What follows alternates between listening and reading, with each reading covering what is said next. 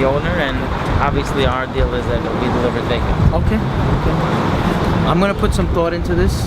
I might want to come back again with my designer, Sure. and if it works, it's all based on dollars per square foot. What I can do and what the zoning restrictions are, and we can gain access. So I don't have to bother you. Or maybe you saw me. These guys, I can knock on the door. He'll let me in. He seems pretty flexible. And if it works out, we'll do something. Okay. All right. Great. You say there's something else that you personally have that you want to unload, right? Or something that you're involved Well, with? I'm personally involved in this in one. Okay. The other one with is the owner.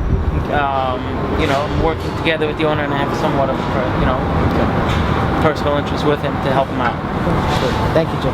All Good right. seeing you as always. One real important lesson in real estate is to find a great attorney.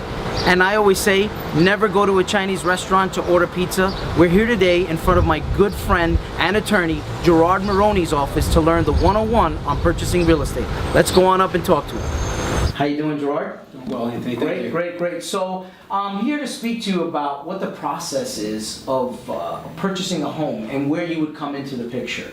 Walk me through the steps. When a client calls you, generally, what's your play? Okay, sure, Anthony. Basically, I get involved once there's an accepted offer between both parties. So once the seller and the buyer agree on a purchase price, that's kind of when I get involved. And the real estate agent or the broker faxes over a binder to me. Okay, and the binder is all the information that really I need as the buyer's attorney for, let's say for a moment I'm wearing the buyer's attorney hat. On the other end, there's the seller's attorney. Traditionally, it's the seller's attorney in New York State that actually drafts the contract. And I get something like this, and my clients come in, and I read it over thoroughly. Okay, basically what I do is I look for any type of potential issues that I think could come up and hurt my client. Give me an example of like a potential issue. I'll say first and foremost, today especially, is the mortgage contingency clause. We want to make sure that every single contract in a residential deal has a mortgage contingency clause. And What does that mean? I'll explain to you. You have generally 30 to 45 days in New York State, okay, to get, or pursuant to the contract, to get a mortgage commitment. All right, and as a potential buyer, you have to make a good faith effort to apply for a mortgage. Generally speaking, in this day and age, in these times, you need about 20% down in cash or check. We say cash because that's the lingo, but you need 20% down, and generally you mortgage 80% or even less. The more you have that you could put down upon contract or in cash, so to speak, the easier it is to get a mortgage. Okay, so basically, once the mortgage process begins, the homeowner or potential homeowner, the buyer, makes a real good faith effort. Contacts a mortgage broker, gives W-2s, bank statements, runs credit, and credit is increasingly important these days. To have a 680, 670 credit score or higher is really important to get a mortgage and to be considered to get a mortgage. You got to have a mortgage commitment by the date. Now there are certain times where the seller's attorney would give me a extension on that, but we like to try to get everything in generally within the 30-day period. Sooner the better.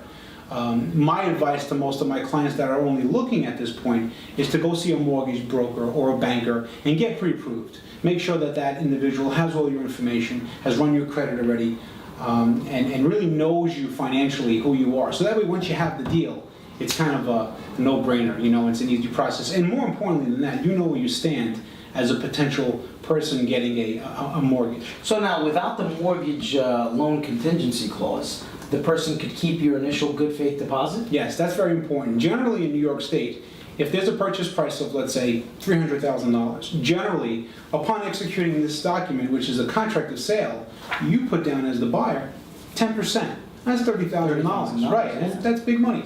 That money goes into the seller's attorney escrow account, okay, and that's held there until the closing.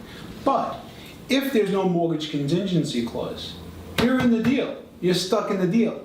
And it's hard to get your money back when it's in someone else's pocket. Sure. So that's my main concern when someone comes into my office looking to buy a home. Okay, so you check up and you see if there's a mortgage contingency clause. What else? Okay, once we make sure that there's a mortgage contingency clause, then really I'm on my client and I give my client all the information that they need on how to proceed. I mean, many people that come into my office have never bought a home before. So from my perspective, the most important thing is communicating with my client, really making them understand and know what the process is, where their money is going, almost to the penny, okay? Then second, we make sure we read the contract. And I sit with my client and we spend a lot of time on the issues of the contract.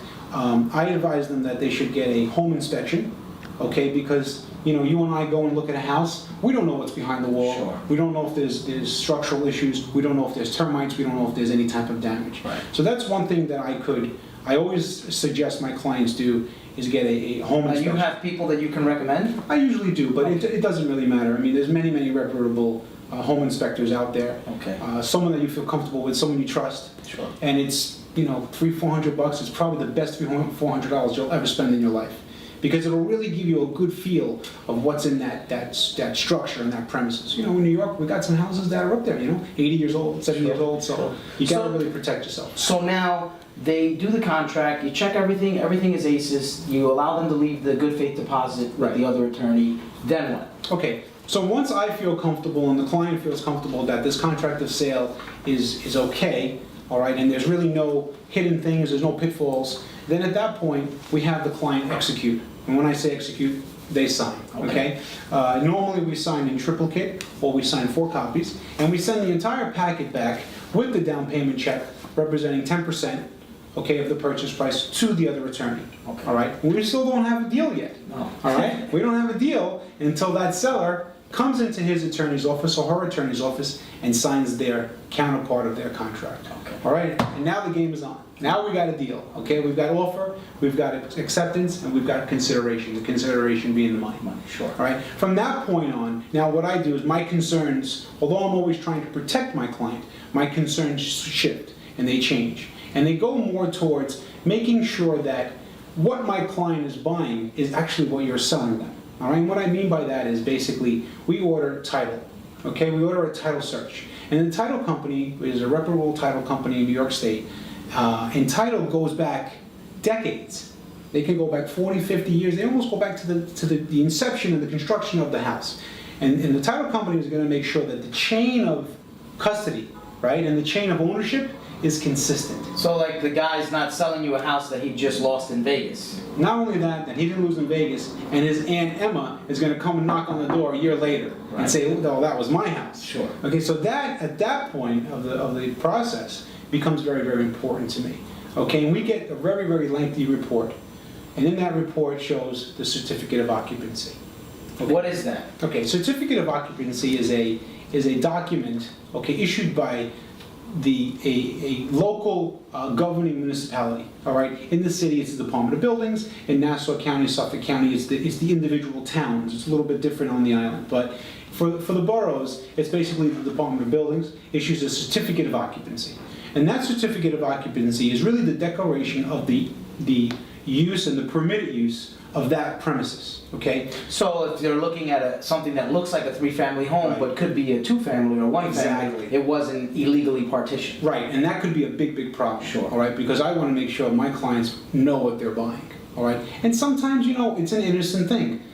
Something that looks like a 4-family, something that looks like a 5-family could be really a 4-family. So we've really got to make sure that all of the I's are dotted and the T's are crossed. So if you don't do that, when the bank goes to appraise the property, it's not going to appraise for its correct value. And we've got a big problem. Yeah. So my job also is to make sure avoid those problems, avoid those pitfalls. Sure. And once we're okay with the certificate of occupancy, it matches what is proposed to be sold.